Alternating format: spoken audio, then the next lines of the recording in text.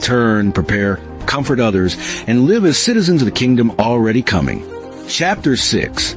The promise to the faithful and the new order. The culmination of Revelation is the promise. A new heaven, a new earth, sorrow ended, and a city where God dwells with his people. The instruments of fear will be dismantled. The faithful will be awarded not by their perfection, but by their perseverance in truth and love. The reward is intimate and cosmic. Restore relationships, healed lands, righteous governance, and worship without end. This promise calls us to practical holiness. It is not an escape hatch into passivity. The new order begins in our choices today, in how we love our neighbors, how we pursue justice, how we steward creation, and how we testify to the truth. Be builders of bridges, not bastions of bitterness.